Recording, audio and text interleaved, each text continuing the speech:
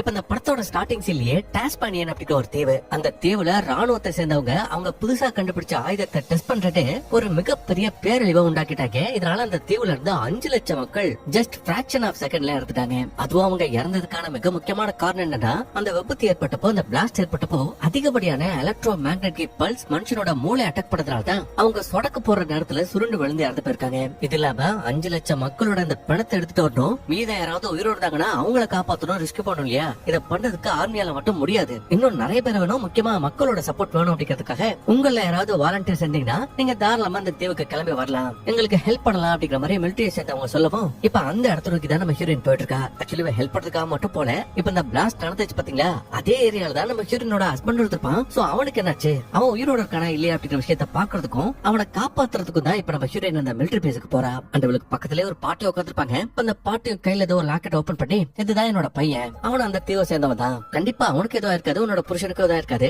2 பேரும் நல்லா இருப்பாங்க, நம்பிக்கையோட இருப்போன்னு இவங்க அந்த மிலிட்டரியோட பேஸ்ல போயிட்டு இறங்குறாங்க. இறங்குனதும் உங்களோட போன்ஸ் கூட உள்ள கொண்டு போக கூடாது போல, அந்த போனை இங்கே வச்சுட்டு போகணும்னு சொல்லிட்டு ஒவ்வொருத்தரோட ஐடி பாஸ்போர்ட் எல்லாத்தையும் செக் பண்ணிட்டு இருக்கும்போது ஹீரோயின் அவளோட ஐடியா கொடுத்து, இது மாதிரி நான் சவுத் ஹர்பர்ட் அப்படிங்கிற ஏரியாவுக்கு போனோம், அங்க ரெஸ்கியூக்கு போனோம் அப்படிங்கிற மாதிரி கேக்குறா. பட் மிலிட்டரி சேர்ந்தவங்க இல்ல, அந்த இடத்துக்கு போக முடியாது, ஏன்னா இப்ப வரைக்கும் அங்க உள்ள நெருப்பு அடங்கல, இன்னும் அது பத்திக்கிட்டு தான் இருக்குது, அதனால யாரையும் அந்த இடத்துக்கு நாங்க அலோவ் பண்ண மாட்டோம்.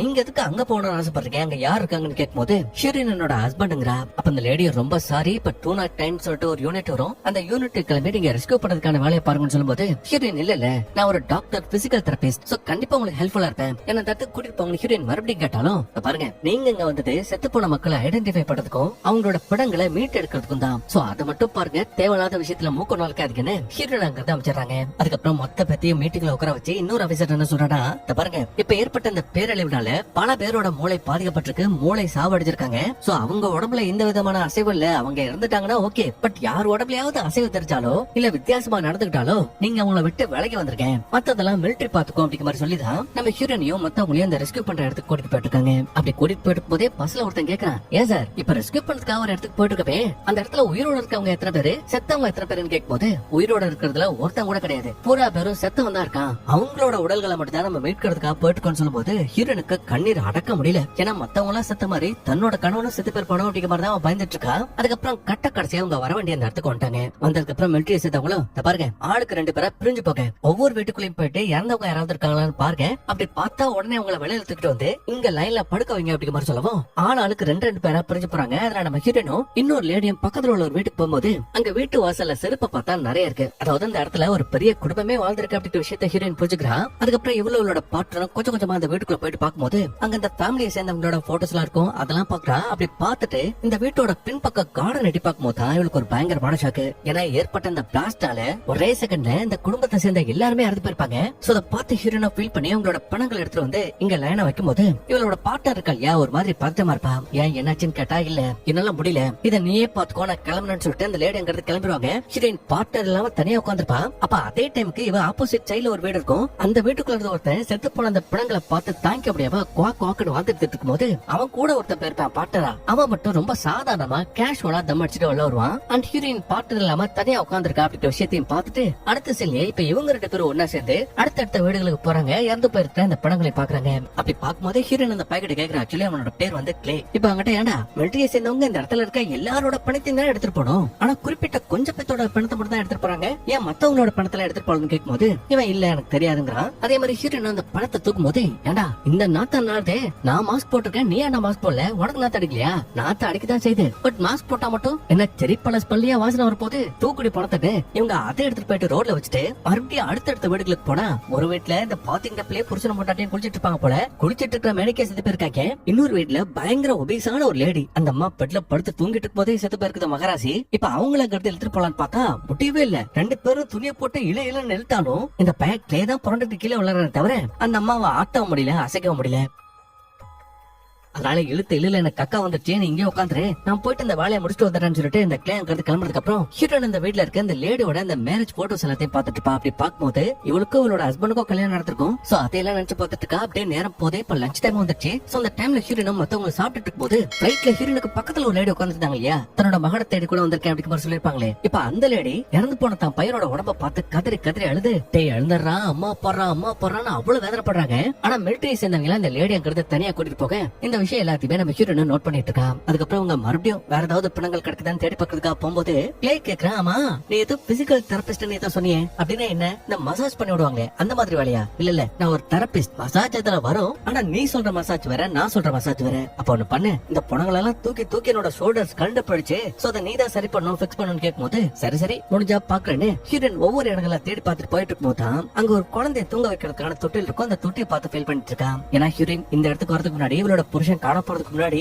இவ கர்ப்பமாகறதுக்காக ஒரு குழந்தைய பெற்றெடுக்கிறதுக்காக ரொம்ப முயற்சி பண்ணிருப்பா. பட் கடைசி வரைக்கும் இவளோட வயித்துல எந்த குழந்தையும் உருவாயிருக்காது. சோ அதை நினைச்சு பார்த்து இப்ப ஃபீல் பண்ணிட்டு அடுத்து ஒரு கார் கரேஜ் இருக்கும், அதுக்குள்ள யாராவது இருக்கானு தேடி பார்க்கும்போது தான் அங்க சில காலடி தடங்கள் இருக்கு அப்படின்ற விஷயத்தை ஹீரோயின் நோட் பண்றா. அதனால அந்த தடங்கள் எங்க போகுதுன்னு ஃபாலோ பண்ணிட்டு பின்னாடி போயிட்டு பார்த்தா உயிருள்ள மனுஷன் ஒருத்தன் முழு ஜாம்பியா மாறி குறுக்குன்னு இவங்களே பார்த்துட்டு இருப்பான். அவன் உயிரோட இருப்பான். சோ இப்படி யாராவது உயிரோட இருக்காங்க அப்படின்ற விஷயத்தை அவங்க பார்த்தாங்கன்னா உடனே மிலிட்டரி கிட்ட இன்ஃபார்ம் பண்ணும் இல்லையா? அதனால கிளே உடனே வெளியில ஓடி போயிட்டு மிலிட்டரிக்கு சிக்னல் கொடுத்த அடுத்த நிமிஷமே அவங்க கன்ஸோட உள்ள நுழைஞ்சு கொஞ்சம் கூட பாரபட்சத்தை பார்க்காம படன்னு இந்த ஜாம்பியை ஷூட் பண்ணி கொண்டுறாங்க. அதுக்கப்புறம் நம்ம ஹீரோனும் இந்த கிளே தனியா உட்காந்துட்டு போது இவளோட நினப்ப முழுக்க அவளோட ஹஸ்பண்ட் மேலதான். ஏன்னா அவன் இருக்கிற ஏரியா வர இவ இருக்கிற ஏரியா வர ஹீரோயின் போக வேண்டிய இடம் அங்க தூரத்துல நெருப்பிஞ்சிட்டு இருக்கு பாத்தீங்களா, போக போயிட்டு இருக்கு பாத்தீங்களா? சோ அதனால அங்க எப்படி போறது அப்படின்ற விஷயத்தை யோசிச்சு நைட்டே அதுக்கான மேப்பை ரெடி பண்ணிட்டு நைஸ் அந்த இடத்த விட்டு எஸ்கேப் ஆகி வெளியில போயிடலான்னு படி வழியா கீழே இறக்கி வந்தா அங்க அந்த பில்டிங்ல ஒரு பயங்கரமான பார்ட்டியை போயிருக்கும். அதாவது இங்க ரெஸ்கியூ பண்றதுக்காக வந்திருப்பாங்க இல்லையா, அவங்க ஃபுல்லா சரக்க போட்டு கூத்தும் கும்மாளமா இருப்பாங்க.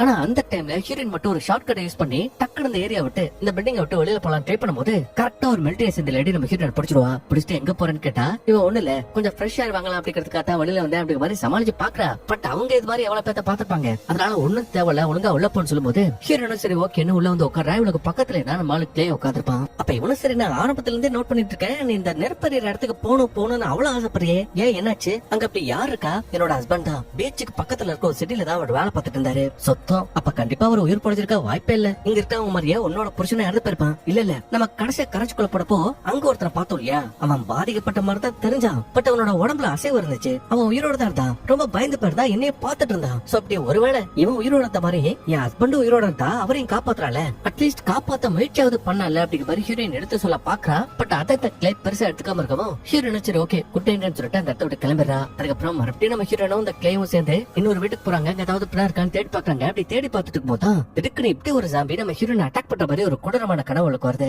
அதுக்கப்புறம் கனவு விட்டு கண் முடிச்சு மறுபடியும் கிளையும் ஹீரோனும் சேர்ந்து அடுத்து ஒரு ஸ்கிராப் ஏரியா இருக்கும், அந்த ஏரியாக்குள்ள போயிட்டு ஏதாவது படங்கள் கிடைக்குதான்னு தேடி பார்த்துட்டு போதான் இந்த கிளேக்கு ரொம்பவே பிடிச்ச ஒரு பைக் ஒண்ணு இருக்கும். சோ அதை பாக்குறான், அப்பா இந்த பைக்கை வாங்கணும் நான் பல நாள் வெயிட் பண்ண தெரியுமா, இப்பதான் அதை தொடுறதுக்கும் உட்காடுறதுக்கும் வாய்ப்பே கிடைச்சதுன்னு சொல்லிட்டு அதை கிளே பார்த்துட்டு இருந்த கேப்ல ஹீரோயின் பக்கத்துல உள்ள இன்னொரு ரூமுக்கு போயிட்டு பார்த்தா கிட்டத்தட்ட ஒரு 20-30 பேர் இந்த இடத்துல அந்த பிளாஸ்ட் நடக்கிறதுக்கு முன்னாடி பார்ட்டி பண்ணிருப்பாங்க போல. அப்படி பார்ட்டி பண்ண மேடிக்கே மொத்த பேர் சேர்த்து போயிருக்காங்க. அப்ப அந்த விஷயத்தெல்லாம் பார்க்கும்போது தான் நம்ம ஹீரோனுக்கு ஒரு ஐடியா வருது. அதனால அந்த கிளே கூப்பிட்டே எனக்கு ஒரு ஹெல்ப் பண்ண முடியுமா, நான் மேப்ல இந்த இடத்துக்கு அதாவது என் புருஷனை தேடி இந்த இடத்துக்கு போறேன், ஆனா அப்படி நான் போகணும்னா என்னால தனியா போக முடியாது, ஒரு 200-300 கிலோமீட்டர் டிஸ்டன்ஸ் இருக்கு, சோ நீ என்ன இந்த பைக்ல கூட்டிட்டு போய் விடுறியான்னு கேட்கும்போது கிளை என்னமா அப்படி எல்லாம் பேசுற நீ, எனக்கு நாடு முக்கியம், நாட்டு மக்கள் முக்கியம், இங்க இருக்கிற பிணங்களுக்கு நான் தேவை அதை அப்புறப்படுத்தணும் அப்படிங்கிற மாதிரி வீரமா பேசிவிட்டு இப்படி நான் சொல்லுவேன்னு நினைக்கிறேன். சத்தியமா இல்ல, எனக்கு பிடிச்ச பைக் இருக்கு, அழகான பொண்ணு இருக்கு, இதை விட வேற என்ன எனக்கு வேணும், போயிட்டு பெட்ரோல் எங்க இருக்கு அப்படிங்கிற விஷயத்த கண்டுபிடி, டேங்க் ஃபில் பண்ணோம், அப்புறம் நான் போயிட்டு ஹெல்மெட் எங்க இருக்கு அப்படிங்கிற விஷயத்த கண்டுபிடிக்கிறேன்னு அவங்க இருந்து போனதுக்கு அப்புறமா தான் நம்ம ஹீரோயின் ஒரு விஷயத்தை நோட் பண்றா.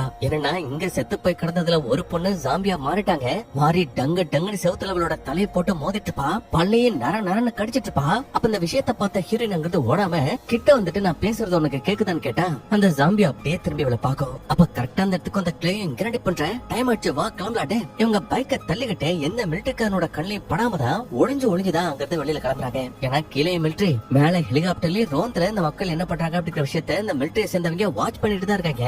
அதனால இப்ப இவங்க 2 பேரும் எப்படியோ கஷ்டப்பட்டு மொத்த மிலிட்டரியோட கண்ணையும் மண்ணை தூக்கிட்டு சும்மா செம்ம ஸ்பீடா ஜெட் வேகத்துல அப்படியே ரோட்ல பறந்து போயிட்டு இருப்பாங்க. அண்ட் அப்படி போயிட்டு இருக்க வழியிலே ரோட்ல ஏகப்பட்ட வண்டிகள் ஆக்சிடென்ட் ஆகி கிடக்கிற விஷயத்த பார்க்க முடியுது. அதே மாதிரி இந்த வேவ் நாள் செத்து போனது வெறும் மனுஷங்க மட்டும் கிடையாது, மாடுகளும் செத்து போய் கிடக்குது அப்படிங்கிற விஷயத்தையும் சைட்ல காட்டுறாங்க. அதுக்கப்புறம் இவங்க போயிட்டு இருக்க அந்த வழி ஓரளவுக்கு நல்லா தான் இருக்கும். பட் திடீர்னு உங்களுக்கு ஆப்போசிட்ல ரொம்ப தூரத்துல மிலிட்டரி சேர்ந்தவங்க ஜீப்ல வந்துட்டு இருக்காங்க அப்படிங்கிற விஷயத்த நோட் பண்ணிட்டு நம்ம கிளே ஹீரோனும் ஒரு காருக்கு பின்னாடி போயிட்டு ஒளிஞ்சுப்பாங்க. ஆனா அப்படி ஒளிஞ்சதுக்கு அப்புறமா தான் தூரத்துல ஒரு ஜாம்பி இருக்கு. அந்த ஜாம்பி மத்த ஜாம்பிஸ் மாதிரி இல்லாம ஏதோ உயிருள்ள மனுஷன மாதிரியே கொஞ்சமா நடந்து நம்ம ஹீரோயின் கிட்ட வந்துட்டு இருக்கும் போது பட்டார்னதோட தலையில புல்லட் இறக்கி அதோட சோழி அந்த ஆர்மி சோல்ஜர்ஸ் எல்லாம் முடிச்சு விட்டு அவங்க பாட்டுக்கு ஜீப்ல அடுத்த ஜாம்பியை தேடி போயிட்டே இருப்பாங்க. சோ இப்ப இந்த இடத்துல நம்ம ஹீரோனுக்கு என்ன தோணுதுன்னா ஒருவேளை நம்ம புருஷன் இப்படிதான் ஜாம்பியா மாறி இருப்பானோ, அவனே இப்படிதான் எப்படிதான் மிலிட்டரியை சேர்ந்தவனுங்க கொன்றுப்பானுங்களோ அப்படிங்கிற மாதிரி அவளோட தாட்ஸ் அப்படி ஓடிட்டு இருக்கு. அதுக்கப்புறம் மறுபடியும் அவங்க பைக் எடுத்துட்டு கிளம்பிடுவாங்க. அப்படி கிளம்பும் போது அந்த பிளாஸ்ட் ஏற்பட்டுச்சு இல்லையா, அதனால அதிகப்படியான வெப்பமும் அதிகப்படியான சாம்போல வானத்தை சூழ்ந்து அந்த இடமே பாக்குறதுக்கு சவன் இருக்கு. அது மட்டும் இல்ல, முன்னாடி சீல இந்த கிளே என்ன சொல்லிருப்பான், இந்த மாஸ்க் கர்மத்தெல்லாம் எவன் போட போறான், தெரு வாசனையா வரப்போகுது அப்படிங்கிற மாதிரி கேட்டிருப்பான் இல்லையா. ஆனா அதுக்கு இப்ப மாறா இவங்க இந்த ஏரியாக்குள்ள போனதே மாஸ்க் போடாம உங்களால இருக்கவே முடியல. அதனால கஷ்டப்பட்டு ஆம்புலன்ஸ்ல இருந்து மாஸ்க் எடுத்துக்கிட்டு இவங்க அங்க இருந்து கிளம்பலாம்னு பார்த்தா ஆப்போசிட்ல ஒரு ஜாம்பி. அது என்ன ஜாம்பின்னு அப்பா காட்டல. ஆனா அவங்க கிளம்புறதுக்கு அப்புறம் பார்த்தா உடல்ல பாதி பாகமே இல்லாத ஒரு ஜாம்பி அப்படியே தவழ்ந்து உங்களை பிடிக்க வந்துட்டு இருக்கு அப்படிங்கிற விஷயத்த காட்டுறாங்க. அதுக்கப்புறம் காட்டை தாண்டி சிட்டியை தாண்டி கொஞ்சம் அப்படி வெளில வரும்போது தான் ஒரு இடத்துல இவங்க ஏதோ ஒண்ணு நின்னு பாத்துட்டு போவாங்க. சரி என்னத்துல அப்படி பாத்துட்டு போறாங்கன்னு பார்த்தா அந்த ஆர்மியை சேர்ந்தவங்க புது ஆயுதத்தை வச்சு டெஸ்ட் பண்ணாங்களே, டெஸ்ட் பண்ணதுனால அந்த பிளாஸ்ட் ஏற்படுச்சு. அந்த இடத்தையும் அதை சுத்தி இருக்கிற இடமும் அப்படியே தகன்னு வெப்பத்தோட எரிஞ்சிட்டு இருக்கிற விஷயத்த பார்த்துட்டு அவங்க அங்க இருந்து கிளம்புறாங்க. அதுக்கப்புறம் ரொம்ப நேரமா டிராவல் பண்ணிட்டே இருக்கிறதுனால தண்ணியும் குடிக்கல, சாப்பாடு சாப்பிடலன்னு ஒரு ஹோட்டல்ல வண்டி நிப்பாட்டிட்டு உள்ள போயிட்டு பார்த்தா அங்க இருக்கிற கடை ஓனரும் வடை செஞ்சவங்களும் ஆல்ரெடி ஜாம்பே மாடி போய் தான் கிடப்பாங்க. ஆனா உடம்புல அசைவு இருக்காது. அதனால ஹீரோனும் நேரா போயிட்டு முகத்தை கழுவிட்டு தண்ணியை குடிச்சுக்கிறா. அதே மாதிரி இவனும் படிக்கிறான். அதுக்கப்புறம் முன்னாடி சீன்லயே சொல்லிருப்பான் இல்லையா, என்னோட முதுகு பயங்கரமா வலிக்குதுன்னு. அதை சரி பண்றதுக்கு ட்ரை பண்ணிட்டு இருக்கும்போது ஹீரோயின் சரி பரவாயில்ல விடு, நானே உனக்கு சரி பண்ண ஹெல்ப் பண்றேன்னு அவனுக்கு ஷோல்டரை பிடிச்சு விட்டுட்டு இருப்பான். அப்ப அவன் எத்தனை வருஷமா இது மாதிரியான வேலையை நீ பாத்துட்டு இருக்கேன்னு கேட்கும்போது நான் 6 வருஷமா பாத்துட்டு இருக்கேன்னு ஹீரோயின் சொல்றா. சரி நீ என்ன வேலை பாக்குறேன்னு கேட்கும்போது இவன் நான் பில்டரா இருந்தேன், நிறைய இடத்துல வேலை பார்த்திருக்கேன் அப்படிங்கிற மாதிரி பேசும்போது தான் ஹீரோயின் அவனோட கையில ஒரு டாட்டோ பாக்குறா. அதாவது அம்மாவும் குழந்தை இருக்கிற மாதிரியான டாட்டோ அது. சோ அதை பாத்துட்டு எதுக்காக அந்த டாட்டோ போட்டிருக்கேன், உனக்கு நெருக்கமானவங்களை யாராவது இழந்துட்டியான்னு கேட்கும்போது கரெக்டா உங்களுக்கு பின்னாடி ஒரு ஜாம்பி வந்திருக்கும். அப்ப பாருங்க தம்பி யார் பண்ணி கடை க்ளோஸ் ஒழுங்கா வெளியே பாருன்னு சொன்னா அந்த ஜாம்பி கேட்காம உடஞ்ச காலம் வச்சுக்கிட்டு அங்குள்ள சேர்ஸ் எல்லாம் தூக்கி எறிஞ்சுக்கிட்டு ஆக்ரோஷமா அவங்க கிட்ட வந்துட்டு இருக்கோம். அப்ப இவங்களுக்கு ஒன்னும் புரியல, ஏன்னா இப்படிப்பட்ட ஒரு ஜாம்பி அவங்க இது வரைக்கும் பாக்கல இல்லையா. அதனால கிளே ஒரு சேஃப்டிக்கு சேர தூக்கி அப்படியே அதோட தலையில அடிக்கலான்னு பார்த்தா அதுக்குள்ளே இந்த இடத்துக்கு வந்து ஆர்மி மேன் ஒருத்தன் துப்பாக்கி எடுத்து பட்டான இந்த ஜாம்பியோட தலையில ஒரு போட்டு இதோட சோழியை முடிக்கிறான். இவங்க ரெண்டு பேத்தோட உயிரையும் காப்பாத்துறான். அதுக்கப்புறம் இந்த ஜாம்பிகள் இருக்கே இது ஏதோ பாக்குறதுக்கு சாதுவாத்தான் தெரியும். பட் இதுங்களா எவ்வளவு தூரம் நடக்குதுங்களோ அவ்வளவுக்கு அவ்வளவு இதோட கோபமும் ஆக்ரோஷமும் அதிகமாகுமா. இப்படி இதை சொல்லிட்டு ஆமா நீங்க 2 பேர் யாரு, இது தடை செய்யப்பட்ட பகுதியாச்சு இங்க என்ன பட்டியல் கேட்கும் போது ஹீரோயின் நாங்க பணத்தை ரெஸ்கியூ பண்றதுக்காக ஒரு டீம் வந்துச்சு இல்லையா, அந்த டீமை சேர்ந்தவங்க. அதே மாதிரி என்னோட ஹஸ்பண்ட் இந்த டவுனுக்குள்ளதான் மாட்டிட்டு இருக்காரு, அவரை காப்பாத்துறதுக்காக தான் நான் வந்தேன், எனக்கு உதவி பண்ணதுக்காக தான் இவனு வந்தானே கிளேய காட்டுவா. அப்ப இந்த ஆர்மியை சேர்ந்தவனும் சரி உங்க 2 பேரை பத்தி எனக்கு எதுவும் தெரியாது, எங்கிறது வந்தீங்கன்னு தெரியாது, சோ நீங்க 2 பேரும் தனித்தனியா எனக்கு ஸ்டேட்மெண்ட் வாக்குமூலம் கொடுங்க, அதுக்கப்புறம் என்ன பண்ணலாம் அப்படிங்கிற விஷயத்த யோசிக்கலான்னு ஃபர்ஸ்ட் நம்ம ஹீரோனை மட்டும் தனியா ரூம்ல போட்டு லாக் பண்ணிட்டு இந்த கிளே கிட்ட வாக்குமூலம் வாங்குறதுக்காக அந்த ஆர்மிக்காரன் போறான். ஆனா போனவன் 2 மணி நேரம் கழிச்சுதாங்க திரும்பி வரான். அண்ட் வந்தவனை பார்த்த ஹீரோனோ நீ மட்டும் தான் வந்திருக்க, கிளே எங்க படம் கேட்கும் போது அட அதை ஏமா கேக்குறேன், அவன் மேல எனக்கு ஆரம்பத்துல இருந்தே பயங்கரமான சந்தேகம். பட் இருந்தாலும் நம்பி அவன் சுச்சா போனு கேட்டான். சரி போகட்டும்னு விட்டுட்டேன். பட் விட்ட கொஞ்ச நேரத்திலேயே அவன் சாம்பால் நிறைஞ்ச இடத்த நோக்கி ஓட ஆரம்பிச்சிட்டான். அங்கேயே ஓடி போய் மறைஞ்சிட்டான். அண்ட் நானும் இவ்வளவு நேரமா 2 மணி நேரமா அவனை தேடிட்டு இருந்தேன். பட் கடைசி வரைக்கும் என்னால கண்டே பிடிக்க முடியல, அதனால தான் திரும்பி வந்துட்டேன் அப்படிங்கிற மாதிரி இவன் சொல்லிட்டு இருக்கான். அண்ட் இந்த நிலைமையில ஹீரோனுக்கு என்ன படுது ஏது படுதுன்னு ஒன்னும் புரியல. ஏன்னா கிளே நம்பிதான் வந்திருப்பாளியாவ. அதனால இதுக்கப்புறம் எப்படி அந்த இடத்துக்கு போறது, தான் புருஷன் எப்படி காப்பாத்துறது அப்படிங்கிற மாதிரி யோசிச்சுட்டு இருக்கும்போது நான் ஆர்மிக்காரனே முன் வந்து சரி ஓகே பதறப்பட வேண்டாம், உங்க புருஷன் இருக்கிற இடத்துக்கு கொண்டு போய் விட வேண்டியது என்னோட பொறுப்பு. ஆனா நடுவுல நீங்க எங்கேயாவது தப்பிச்சு ஒண்ணு ட்ரை பண்ணீங்கன்னா உங்களோட உயிருக்கு நல்ல உத்தரவாதம் கொடுக்க முடியாது. சோ இது எல்லாத்துக்கும் நீங்க ஓகேடா தாராளமா என் கூட கிளம்பி வரலான்னு கூப்பிடும் போது ஹீரோனும் சரி ஓகேடா இந்த இடத்த விட்டு வெளில வருவா. அந்த பயலோட ஜீப்ல ஏறதுக்கும் ட்ரை பண்ணுவா. பட் ஏறதுக்கு முன்னாடி அவனோட கையில உள்ள ரிங்க பார்த்து அவனுக்கு ஆல்ரெடி கல்யாணம் ஆயிடுச்சு அப்படிங்கிற விஷயத்த புரிஞ்சுக்கிறா. அதுக்கப்புறம் அப்படியே சீனை கட் பண்ணா நைட் ஆகுது. இவங்களும் ரொம்ப தூரம் டிராவல் பண்ணிட்டாங்க, காட்டுக்குள்ள போயிட்டு இருப்பாங்க. அப்ப ஹீரோனை எங்க போயிட்டு இருக்கோம், கரெக்டான வழியில தான் போயிட்டு இருப்பான்னு கேட்கும் போது அவத பாருமா நைட் ஆயிடுச்சு, உனக்கு எனக்கும் பயங்கரமா பசிக்குது, டயர்டா இருக்கும், அதனால இங்க பக்கத்துல தான் என்னோட வீடு இருக்கு, சோ அங்க போயிட்டு நம்ம ஃப்ரெஷ் அப் ஆயிட்டு நைட் தூங்கிட்டு அடுத்த நாள் காலையில உன்னோட புருஷனை தேடி மறுபடியும் போலாம் அப்படிங்கிற மாதிரி சொல்றான். ஆனா இந்த விஷயத்துல இந்த வீட்டுக்கிட்ட வந்ததுக்கு அப்புறமா கூட நம்ம ஹீரோனுக்கு உள்ள போறதுக்கு ஒரு தயக்கம், ஒரு பயம், இவன் மேல ஒரு சந்தேகம். பட் இருந்தாலும் பரவாயில்ல எதனாலும் பாத்துக்கலாம்னு சொல்லிட்டு உள்ள போயிட்டு அவன் கூட உட்காந்து சாப்பிட்டுட்டு இருக்கும் போது அப்பதான் ஹீரோயின் உள்ள பிரேம்ல இவனும் இவனோட பொண்டாட்டி சேர்ந்து இருக்கிற போட்டோ இருக்கும். அதுக்கு கீழே இந்த காரோட சாவி இருக்கும், அதையும் பாக்குறா. ஆனா இவன் அந்த போட்டோ தான் பாக்குறான்னு நினைச்சுக்கிட்டு அதுல இருக்கிறத என்னோட மனைவியோட பேரு கேட்டு அவன் நிறமாச கர்ப்பிணியா இருந்தா இப்ப ஒரு வாரத்துக்கு முன்னாடி தான் நாங்க குழந்தைய பெத்து இருக்கிறதுக்காக வெயிட் பண்ணிட்டு இருந்தோம். அப்ப அந்த டைம்ல தான் இங்க பயங்கரமான அந்த ரேடியோ ஆக்டிவ் கதிர்கள் அட்டாக் பண்ணி என் மனைவியும் அவளோட அம்மா அப்பாவும் இறந்து போயிட்டாங்க அப்படிங்கிற மாதிரி இவன் ரொம்ப வருத்தப்பட்டு பேசிட்டு இருப்பான். நம்ம ஹீரோனும் கொஞ்சம் பாவப்பட்டு அவனை சமாதானப்படுத்திட்டு இருப்பான். அதுக்கப்புறம் சரி வந்தாச்சு சாப்பிட்டாச்சு, இப்ப கிளம்பலாம்னு கூப்பிட்டா தாராளமா கிளம்பலாம். ஆனா அதுக்கு முன்னாடி நீ எனக்கு ஒரு ஹெல்ப் பண்ணும். அதாவது இறந்து போன என் மனைவியோட ட்ரெஸ் போட்டுக்கிட்டு அவனோட செயினை போட்டுக்கிட்டு நீ என் கூட ஒன்னா சேர்ந்து எங்க 2 பேத்துக்கு பிடிச்ச சாங்ல நீ டான்ஸ் ஆடுனா அதுக்கப்புறம் அவன் புருஷன் இருக்கிற இடத்துல கொண்டு போய் உன்னை விட்டுறேன், இதை மட்டும் தான் உங்ககிட்ட நான் கேட்கறேன்னு ரொம்ப வருத்தப்பட்டு கேட்பான். அந்த ஹீரோனுக்கு இப்ப ஒரு ஆப்ஷனே கிடையாது. சரி ஓகேன்னு தான் சொல்லி ஆகணும். அதனால ஓகே சொல்லிட்டு மாடிக்கு போயிட்டு அந்த பொண்டாட்டியோட ட்ரெஸ், செயின், அவளோட பெர்ஃபியூம்னு எல்லாத்தையும் அடிக்கிறான். பட் அவளோட அந்த மேரேஜ் ரிங் இருக்கும் இல்லையா, அதை மட்டும் அவளோட விரல்ல போட்டுக்காம சேஃப்டிக்கு ஹீரோயினுக்கு ஒருவேளை அந்த பையன் இவ கூட தப்பா நடந்துக்கிட்டானா அவனை அட்டாக் பண்றதுக்கு ஒரு ஷார்ப்பான ஆயுதத்தை பில்லோக்கு அடியில மறைச்சு வச்சுட்டு இந்த ஆர்மி கார்டுக்காக வெயிட் பண்ணும்போது கரெக்டா அந்த பையன் வரான். அப்ப வந்தவங்க கிட்ட இதை பாடுறா ஒரே ஒரு டான்ஸ் தான், அதுக்கப்புறம் கிளம்பிடணும், ஓகேவா ஓகேவான்னு கேட்கும் போது அவன் எல்லாம் ஓகேங்கிறான். இவ கூட சேர்ந்து டான்ஸ் ஆட ஆரம்பிக்கிறான். அண்ட் அப்படி டான்ஸ் ஆட இப்ப நம்ம ஹீரோனுக்கு அவளோட ஹஸ்பண்ட் கூட டான்ஸ் ஆடி இருப்பா இல்லையா, அந்த ஞாபகம் அந்த விஷயம்லாம் ஞாபகத்துக்கு வருது. அதனால இவ்வளவு கொஞ்சம் சந்தோஷமா தான் அந்த டான்ஸ் ஆடிட்டு இருப்பா. ஆனா டான்ஸ் ஆடி முடிகிற தருவாயில தான் இந்த ஆர்மிக்கார ஹீரோனோட கையில இவன் பொண்டாட்டியோட இந்த மோதிரம் இல்ல அப்படிங்கிற விஷயத்தை நோட் பண்றான். அதனால ஏன் இந்த மோதிரத்தை போடல, இதை மட்டும் போட்டிருந்தா என்னோட ஆசை கம்ப்ளீட்டா இருக்கும்ல, அதுக்கப்புறம் நான் உன்னை தொந்தரவு பண்ணிருக்க மாட்டேன்ல. உனக்கு புரியுதா இல்லையா, எனக்கு ஆல்ரெடி கல்யாணம் ஆயிடுச்சு, என்கிட்ட ஏற்கனவே என் புருஷன் போட்ட ரிங் இருக்கு, அப்படி இருக்கும்போது உன் பொண்டாட்டியோட ரிங்க நான் எப்ப போட முடியும் அப்படிங்கிற மாதிரி அவ கேக்குறான். நம்ம ஊர்ல எப்படி தாலியோ அவங்க ஊர்ல அது ரிங்கு, அதனால ஹீரோயின் இல்லவே இல்ல, அந்த ரிங் என்னால போடவே முடியாதுங்கிறான். அப்ப இவ்வளவு நேரமா சாஃப்டா பேசிட்டு இருந்த அந்த சைக்கோ பையன் இப்ப நேரம் ஆக ஆக ஆக்ரோஷமா மாறுறான். தடி புடி இந்த ரிங்க போடு இந்த ரிங்க போடு அப்படிங்கிற மாதிரி மிரட்டான். அப்ப ஹீரோனும் என்ன விட்டு தூரமா போன கீழே கடந்த ஒரு பாட்டில் எடுத்து அவனோட தலையில அடிச்சுட்டு விறுவிறுவன்னு பக்கத்துல இருக்க இன்னொரு ரூமுக்கு போறா. அண்ட் போயிட்டு டோரை லாக் பண்ணதுக்கு அப்புறம் பார்த்தா அங்க ஒரு ஷாக்கிங்கான விஷயத்தையும் பாக்குறா. இல்லைன்னா அந்த சைக்கோ பையன் சொல்லிருப்பான் இல்லையா, எனக்கு ஒரு மனைவி இருந்தா, அவன் நிறமாத கர்ப்பிணியா இருந்தா அப்படிங்கிற மாதிரி சொல்லிருப்பான் இல்லையா. ஆக்சுவலி அவ இன்னும் சாகல, ஜாம்பியா இருக்கா, அவளோட வயித்துக்குள்ள இன்னும் குழந்தை உயிரோட தான் இருக்கு. ஆனா அந்த விஷயத்த வர அந்த சைக்கோ பையன் சொல்லி, இந்த பாரு என் குழந்தை உயிரோட தான் இருக்கு, எனக்கா காத்துட்டு இருக்கு, அதனால நீ மட்டும் இப்ப கதை தொடர்ந்து வச்சுக்கோ, ஏன் பிறக்க வேண்டிய அந்த குழந்தை கரெக்டான டைம்ல பிறந்துரும், அதுக்கப்புறம் நீ நான் நம்மளோட குழந்தைட்டு சந்தோஷமா ஒரே குடும்பமா வாழலாம், கதை உத்தர அப்படிங்கிற மாதிரி இந்த சைக்கோ பையன் கத்திட்டு இருப்பான். இதனால ஹீரோனா ஐயோ ஒரு மிகப்பெரிய பைத்தியத்துக்கிட்ட வந்து மாட்டிட்டவே, இங்கிருந்து தப்பிக்கிறமே. இந்த ரூம்ல சைடுல விண்டோ இருக்கும், அந்த விண்டோ வழியா எகிரி குதிச்சு எப்படியோ கீழே விழுந்துருவா. ஆனா அப்படி விழுந்ததுக்கு அப்புறம் பார்த்தா அந்த பிரேம் கிட்ட இந்த காரோட சாவியை பார்த்தா இல்லையா, அந்த சாவியை எடுக்கணும், அந்த சாவியை எடுத்துட்டு கார் எடுத்துட்டு கிளம்பணும்னு சொல்லிட்டு இவன் சாவி எடுக்கிறதுக்காக வீட்டுக்குள்ள நுழைஞ்சா கரெக்டா படிக்கட்டுல பேய் மாதிரி இந்த சைக்கோ பையன் வந்து நிக்கிறான். நின்ன ஹீரோனை பார்த்துட்டு வெறி கொண்டா நாய் மாதிரி விரட்டிட்டு இருக்கேன். இவளுக்கு எங்க ஓடுறது எங்கிட்டு போயிட்டு ஒளியறதுனே தெரியல. கடைசி அங்க ஒரு பண்ண வீடு மாதிரி இருக்கும், அதுக்குள்ள போயிட்டு ஒளிஞ்சுக்கிறான். அண்ட் அப்படி ஒளிஞ்சுக்கிட்ட விஷயத்த இந்த மிலிட்டரிக்காரன் பார்த்துட்டு கையில லைட்டோட ஹீரோன் எங்க இருக்கா அப்படிங்கிற விஷயத்தை தேடிட்டு இருக்கும்போது அந்த லைட்டோட வெளிச்சத்துல இங்க ஏகப்பட்ட ஜாம்பிஸ கட்டி போட்டு வச்சிருக்காங்க, கட்டி போட்டு ஆராய்ச்சி பண்ணிட்டு இருக்காங்க அப்படிங்கிற விஷயம் ஹீரோனுக்கு தெரிய வருது. அந்த ஆராய்ச்சியை இவன் பண்ணானா இல்ல இவங்க ஒரு டீமா சேர்ந்து பண்ணாங்கன்னு தெரியல, ஆனா கட்டி போட்டு போர்ட்ல நிறைய விஷயத்தை எழுதி போட்டிருக்காங்க. அண்ட் இப்ப அதே மாதிரி ஹீரோனும் திரும்ப திரும்ப இங்கிருந்து எப்படி தப்பிச்சு போறதுன்னு யோசிக்கும் போது இவளுக்கு தோன்ற ஒரே விஷயம், இவனை தாண்டதே இவனை கடக்கணும், இவனை கடக்காமங்கிறது தப்பிக்க முடியாது, தான் புருஷனை கண்டுபிடிக்க முடியாது அப்படிங்கறதுனால இவ ஒரு ஐடியா பண்றா. என்னன்னா கழட்ட மாட்டேன்னு சொன்ன இவளோட ரிங்க இவளே கழட்டி தனியா வச்சுக்கிறா. அதுக்கப்புறம் டைரக்டாவே இந்த சைக்கோ பையலுக்கு முன்னாடி நின்னு, உனக்கு என்ன என் கையில இந்த மோதிரத்தை போடணும் அவ்வளவுதானே, இந்தா போட்டுக்கோ, கிட்டவா, உனக்கு என்ன பண்ணுன்னு தோணுதோ பண்ணிக்கோ அப்படிங்கிற மாதிரி சொல்றாவ.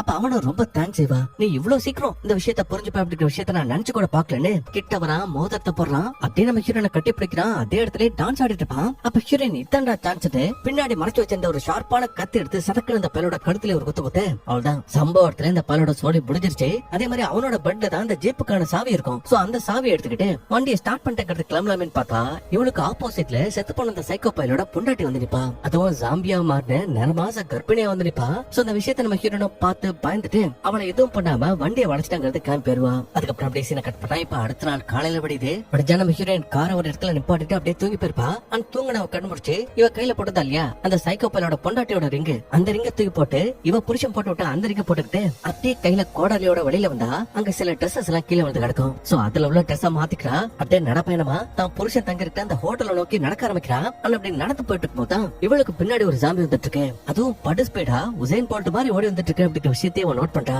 அதனால இவளும் பயந்து ஓடுறா, திரையத்தனமா கீழே விடுறா. அப்ப அவ கையில வச்சிருந்த இந்த கோடாலையும் கீழே வந்துருது. அந்த அதே இடத்துல ட்ரை பண்ணதுக்கு முன்னாடி அந்த ஜாம்பி வர கிட்ட வந்துருவான். அதனால பக்கத்துல ஒரு வேன் கவுந்து போய் கிடக்கும். அதோட கேப் வழியா பூந்து இவன் இந்த வேன்குள்ள ஒளிஞ்சுக்கலாம் ட்ரை பண்ணா இந்த ஜாம்பி விடாம அங்கேயே வந்துருது. அண்ட் வந்த ஜாம்பி இவளோட கையை பிடிச்சிருக்குது, காலை பிடிச்சிருக்குது, இவளை கடிக்க பாக்குது. ஆனா கடைசி நேரத்துல நம்ம ஹீரோனுக்கு சிலிண்டர் எடுத்து அட்டின்னு அடிச்சு இந்த ஜாம்பியோட தலையை நச்சு இதோட சோழியை முடிச்சு போறான். அதுக்கப்புறம் கொஞ்சம் கொஞ்சமா இருட்ட ஆரம்பிக்குது. இப்படி இருட்டுச்சுன்னா நம்ம ஹீரோனுக்கு ஆபத்து இல்லையா, ஏகப்பட்ட ஜாம்பிஸ் எங்கிருந்து அட்டாக் பண்ணணும்னே தெரியாது. அதனால சேஃபா ஒரு இடத்த கண்டுபிடிக்கணும்னு ஒரு ஆர்வி வேனை கண்டுபிடிச்சு அதுக்குள்ள ஆல்ரெடி ஒரு ஃபேமிலி செத்து போயிருக்கும். சோ அந்த ஃபேமிலி சேர்ந்தவங்க மொத்த பத்தியும் வெளியில எடுத்து போட்டு இவ புருஷன் இருக்கிற அந்த ரெசார்ட்டுக்கு போறதுக்கு எவ்வளவு தூரம் இருக்கான்னு பார்த்தா ஒரு 6 மைல் தூரம் தான் இருக்கு. அதே மாதிரி டயர்ட்ல அன்னைக்கு நைட் அந்த ஆர்வி மேலே இவ தூங்க ஆரம்பிச்சிருவா. ஆனா அப்படி தூங்கிட்டு இருக்கும் போது இவளுக்கு ஒரு வித்தியாசமான சவுண்ட் ஒண்ணு கேக்குது. அதனால என்னடா சத்தன வெளியில வந்து பார்த்தா இப்ப எங்க ஃபேமிலியில செத்து போயிருப்பாங்க இல்லையா, அந்த ஃபேமிலியோட ஹெட் தான் குடும்பத்தை சேர்ந்தவங்கள நல்லபடியா அடக்கம் பண்ணணும், அவங்களுக்கு நிம்மதியை கொடுக்கணும் அப்படிங்கிறதுக்காக இந்த மனுஷன் ஜாம்பியா மாறினதுக்கு அப்புறமா கூட அங்க தரையில குழி பறிச்சிட்டு இருப்பாரு. ஆனா அப்படி பறிச்சாலும் சொல்லப்போனா அவரால முடியல, ரொம்ப டயர்டா இருப்பா. அப்படி சோ அந்த விஷயத்தை ஹீரோயின் நோட் பண்ணி அவரு கூடவே சேர்ந்து இவ்வளவு குழியை பறிச்சு அவர் ஃபேமிலியை சேர்ந்த எல்லாருமே அந்த குழியில போட்டு புதைச்சதுக்கு அப்புறம் அந்த குடும்பத்தோட தலைவர் இருக்கா இல்லையா அவரு மண்டிட்டு ஹீரோனுக்கு முன்னாடி உட்கார்ந்துருக்காரு. அப்படின்னா என்ன அர்த்தம்னா என் குடும்பம் போன அதே இடத்துக்கு நானும் போயிடுறேன், என்ன இந்த குழியிலே போட்டு புதைச்சிட்டு என்னையும் கொன்னுடு அப்படிங்கிற மாதிரி தான் அந்த மனுஷன் உட்காந்துருக்கான். அதனால குளிப்பறிச்ச அந்த மம்பட்டியை வச்சு ஹீரோயின் பட்டார் பட்டான அந்த மனுஷனோட தலையில அடி அடி அடிச்சு இவரை கொண்டு இந்த மண்ணுல போட்டு புதைச்சிட்டு இவங்களோட ஃபேமிலி போட்டோவை அங்க வச்சுட்டு அடுத்த நாள் காலையில நம்ம ஹீரோ தங்கிருக்க அந்த ஹோட்டலுக்கு போயிடுறா. போயிட்டு இவ புருஷன் தங்கிருக்க அந்த ரூமையும் கண்டுபிடிச்சிருவா. ஆனா கண்டுபிடிச்சா டோன்ட் டிஸ்டர்ப்னு சொல்லிட்டு ஒரு கார்டு போட்டிருப்பாங்க இல்லையா, அது மாதிரியான கார்டு உள்ள போட்டிருக்கு. சரி ஓகே, என்னதை ஓபன் பண்ணிட்டு நம்ம ஹீரோயின் உள்ள போறா. அண்ட் போயிட்டு பார்த்ததுக்கு அப்புறமா தான் அவளுக்கு ஒரு பயங்கரமான ஷாக்குங்க. என்னன்னா இவ்வளவு கஷ்டப்பட்டு புருஷனை தேடுறேன் தேடி வந்தா இல்லையா, அப்படி தேடி வந்து பார்த்தா மத்தவங்க எப்படி ஜாம்பியா மாதிரி கிடக்குறாங்களோ செத்து போய் கிடக்குறாங்களோ அதே மாதிரிதான் இந்த பையன் ஜாம்பியா மாதிரி இருக்கான். அண்ட் மாறின அந்த பையல பார்த்து கஷ்டப்பட்டு அப்படியே அழுத்துட்டு இருக்கும் போதான் ஹீரோயின் இந்த இடத்துல 2 பேர் இருக்காங்க. 2 பேர் ஒயினை ஊத்தி குடிச்சிருக்காங்க அப்படிங்கிற விஷயத்தை நோட் பண்றா. அதனால அது யாருன்னு இவ புருஷன் கூட இருந்த அந்த லேடியோட ஐடி கார்டு எடுத்து பாக்குறா. பார்த்துட்டு பாத்ரூமோட டோர் ஓபன் பண்ணி பார்த்தா அங்க இந்த ஐடியில உள்ள லேடி செத்து போய் பிணமா கிடப்பா. அண்ட் பார்த்தாவ பரவாயில்லையா, பொண்ணு ரொம்ப அழகா தான் இருக்கா அப்படிங்கிற மாதிரி சொல்லிட்டு இந்த புருஷனுக்கு முன்னாடி உட்காந்துக்கிட்டு என்கிட்ட நீங்க ஏதாவது சொல்லுவா சொல்லுங்க, நாங்க வந்துட்டேன், உங்க ஏவா வந்துட்டேன், என்கிட்ட பேசுங்க, எழுந்துருங்க எழுந்துருங்க எழுந்துருங்கன்னு இவ எவ்வளவோ கத்தி கதறி பாக்குறா அழுது பாக்குறா. ஆனா கடைசி வரைக்கும் இந்த புருஷங்கார கண்டுபிடிக்கவே இல்ல. அதே மாதிரி யோசிச்சு பாருங்களேன், ஹீரோயின் இவ்வளவு கஷ்டப்பட்டு எவ்வளவு ஜாம்பிஸை தாண்டி புருஷனை பாக்குறதுக்காக வந்தா அவன் அசால்ட்டா இன்னொரு பொண்ணு கூட அஜால் குஜால்ட்டியா இருக்கான். அதுக்கு ரீசன்ஸ் பல இருக்குன்னு வச்சுக்கோங்களேன். இந்த படத்துல அப்பப்ப காமிச்சிருப்பாங்க அவங்க 2 பேத்துக்குள்ள நிறைய மிஸ் அண்டர்ஸ்டாண்டிங் இருந்துச்சு. அதனால அவ பேசும்போது இவன் பேசல, இவ பேசும்போது அவன் பேசல அப்படிங்கிற மாதிரி அடிக்கடி சீன்ஸை காமிச்சுக்கிட்டு தான் இருப்பாங்க. நான் தான் அதை ஒழுங்கா காட்டல உங்களுக்கு. பட் இருந்தாலும் புருஷன் பண்ணது தப்பு இல்லையா. ஹீரோனுக்கு அப்படிப்பட்ட ஒரு வாய்ப்பு கிடைச்சும் அந்த வாய்ப்பை அவ பயன்படுத்திக்கல பாருங்க. அந்த மிலிட்டரிக்காரன் கூட ஒன்னும் இல்ல பாருங்க. சோ அதை நினைக்கிறா அழுக்கிறா. அண்ட் அதே டைம்ல இவரோட பேரை சொல்லி யாரோ கூப்பிட்டு வர யாரான்னு பார்த்தா அவர் யாரும் கிடையாது, நம்ம தலைவன் கிளை தான். அவன் அந்த சைக்கோ பையன் சொன்ன மாதிரி ஓடி எல்லாம் போலங்க. ஹீரோயின் கடைசியா புருஷன் தேடி இங்கதான் வருவா அப்படிங்கிற விஷயம் தெரிஞ்சு அவனும் இந்த இடத்துக்கு ஹீரோனை தேடி தான் வந்திருக்கான். கடைசியா அவளை கண்டுபிடிச்சிட்டான். அண்ட் கண்டுபிடிச்சிட்டு 2 பேரும் பீச்ல உட்காந்து பேசிட்டு இருக்கும் போது அப்பதான் ஹீரோயின் இவங்க 2 பேத்துக்குள்ள அந்த சண்டையை பத்தி சொல்லிட்டு இருக்கா. அதாவது ஆரம்பத்துல இருந்தே இவளோட புருஷனும் குழந்தைக்காக ட்ரை பண்ணிருக்காங்க. பட் குழந்தை உங்களால பெத்துக்க முடியல. அதனால ஹீரோயின் இதுக்கு மேல டைம் வேஸ்ட் பண்ண வேண்டாம், செயற்கை கருத்தரத்தில் ஏதாவது பண்ணல அப்படிங்கிற மாதிரி சொல்லிருக்கா. பட் புருஷன் ஒத்துக்கல. இல்ல கண்டிப்பா நமக்கு குழந்தை வந்துரும் அப்படிங்கிற மாதிரி சொல்லிருக்கேன். இதனாலேயே இவங்க 2 பேத்துக்குள்ள அடிக்கடி பெரிய பெரிய சண்டை வந்திருக்கு. அந்த சண்டையோட முடிவுல கோத்துல நம்ம ஹீரோயின் என்ன பண்ணிருக்கானா இன்னொரு பையன் கூட அஜால் குஜால்ட்டியா இருந்திருக்கா. என்ன கர்மங்க இது, இல்ல என்ன கர்மங்கிறது இந்த சீன் எனக்கு முன்னாடி சத்தியமா தெரியாது. இப்ப நான் அப்படி பேசும்போது இப்படிப்பட்ட ஒரு கர்மத்தை பண்ணிருக்கா அப்படிங்கிற விஷயமே எனக்கு தெரிய வந்துச்சு. அதே மாதிரி அந்த ஹோட்டல்ல தான் புருஷன் இன்னொரு பொண்ணு கூட தப்பா இருந்தா அப்படிங்கிற விஷயத்த நார்மலைசரா ஏன் எடுத்துக்கிட்டேன் அப்படிங்கறதே இப்பதாங்க எனக்கு புரிஞ்சது. அதே மாதிரி இப்போ இந்த விஷயம் அந்த புருஷன் தெரிஞ்சு போச்சு இல்லையா. சோ அதை எக்ஸ்பிளைன் பண்ணலாம், எடுத்து சொல்லலாம் அப்படிங்கிறதுக்காக தான் புருஷனை தேடி இவ்வளவு தூரம் வந்ததா ஹீரோயின் சொல்லிட்டு இருக்கா. அதே மாதிரி கிளேயும் அவனோட கதையை பத்தி சொல்றான். அதாவது இவனுக்கு ஒரு குடும்பம் இருந்துச்சா, மனைவி மகன் ரொம்ப சந்தோஷமா தான் வாழ்ந்திருக்கான். பட் நாளாக இவனுக்கு இவனோட பொண்டாட்டிக்கும் அடிக்கடி சண்டை. அதுல இந்த பொண்டாட்டி போறதுக்கு முன்னாடி நீ ஒரு சுயநலவாதி, மத்தவங்களை பத்தி யோசிக்க மாட்டேன், மத்தவங்களுக்கு எந்த விதத்திலயும் உதவிகரமா இருக்க மாட்டேன் அப்படிங்கிற மாதிரி திட்டிட்டு போயிருப்பான். சோ அதுக்காக தான் நான் மத்தவங்க மேல அக்கறையா இருக்கேன், மத்தவங்களை பத்தி கவலைப்படுறேன் அப்படிங்கிற விஷயம் என் பொண்டாட்டி பிள்ளைகளுக்கு தெரியணும் அப்படிங்கிறதுக்காக தான் இந்த இடத்துக்குள்ள வந்தேன். ஆனா இப்ப அவங்க எங்க இருக்காங்க ஏது இருக்காங்கன்னு எனக்கு தெரியாது அப்படிங்கிற மாதிரி இவன் சொல்லிட்டு இருக்கான். அதுக்கப்புறம் சரி கவலையை மறக்கிறோம், குடிக்கிறோம், பறக்கிறோம்னு நம்ம ஹீரோனும் இப்ப கிளே என்ன பண்றாங்கன்னா ஜாலியா சரக்க போட்டு ஸ்விம்மிங் பூல்ல குளிச்சு விளையாண்டுட்டு இருக்காங்க. அண்ட் விளையாண்டுட்டு இருக்கிற கேப்லயே ஒரு ஜாம்பி ஒண்ணு கடிக்கிறதுக்காக ஓடி வரும். அப்ப ஹீரோன் ஒரு பீர் பாட்டில் எடுத்து இந்த ஜாம்பியோட தலையில அடிச்சு நைன்னு நச்சு அது அவ்வளவு கொடருமா அவ்வளவு அசால்ட்டா கொலை பண்றான். அது மட்டும் இல்ல இப்ப நைட் நம்ம ஹீரோனும் இந்த கிளேயும் சேர்ந்து அப்படி இப்படிமா இருந்து இவங்க அடுத்த லெவலுக்கு, அதாவது இவங்க 2 பேரும் ஒன்னா சேர்ந்து வாழ்றதா முடிவு எடுத்துட்டாங்க. அதனால ஹீரோன் என்ன பண்றானா நேரா போயிட்டு இந்த புருஷனோட ரூம் போயிட்டு அவனோட என்கேஜ் பண்ற இங்க கட்டி வச்சுட்டு சரி போறதுதான் போறதுக்கு முன்னாடி இந்த புருஷனோட படத்தை எரிச்சு விட்டு போவாண்டு அவனோட படத்தை கஷ்டப்பட்டு எடுத்துட்டு வந்து ஒரு போட்ல படுக்க வச்சு பெட்ரோல் ஊத்தி கொளுத்தி அதை தண்ணிக்குள்ள தள்ளி விட்டுட்டு இப்ப இவங்க 2 பேரும் ஒன்னா சேர்ந்து மறுபடியும் அந்த மிலிட்டரி பேஸ் போலாம், இந்த இடத்த விட்டு தப்பிச்சு போலான்னு பாக்கும்போதுதான் வழியில இந்த சைக்கோ பையன் ஆர்மிக்காரன் இருந்திருப்பா இல்லையா, அவனோட வீட்டை கடந்து போவாங்க. ஆனா அந்த வீட்டுக்கு பக்கத்திலே தான் இந்த கர்ப்பிணி பொண்ணு ஒருத்தர் இருந்தா இல்லையா, அவன் முழு ஜாம்பியா வாரி தெரிஞ்சிட்டு இருப்பா. காருக்கு ஆப்போசிட்ல வந்து நிப்பா. ஆனா அவளை பார்த்தோன்னே ஹீரோனுக்கு ஒன்றும் புரியல. ஏன்னா இப்ப அவனோட வயித்துல அந்த குழந்தை இல்ல, அது எங்கேயோ பிரசவமாய் கீழே விழுந்திருக்குது. அதனால அது எங்க போயிருக்கும், அந்த குழந்தை எங்க போயிருக்குன்னு யோசிச்சுட்டு இவங்க அந்த ஜாம்பியை எதுவும் பண்ணாம கிராஸ் பண்ணி முன்னாடி போகும்போதுதான் தூரத்துல ஏதோ ஒரு குழந்தை அழுகிற சத்தம். அதனால இவங்களும் அவசரமா வண்டி நிப்பாட்டிட்டு வேகமா அந்த இடத்துக்கு போயிட்டு பார்க்கும்போதுதான் இந்த மிலிட்டரிக்காரனோட பொண்டாட்டிக்கு பிறந்த அந்த குழந்தை அங்கதான் பிறந்திருக்கும். மனித குழந்தை தான் அழுதுட்டு இருக்கும். சோ அந்த குழந்தைய இனிமே ஹீரோயின் எடுத்து வளர்க்க போறா. அவளுக்கு ஒரு குழந்தை கிடைச்சிருச்சு, ஒரு குடும்பமும் கிடைச்சிருச்சு அப்படிங்கிற மாதிரி காமிச்சு அப்படியே சூப்பரா அந்த படத்தை முடிக்கிறாங்க.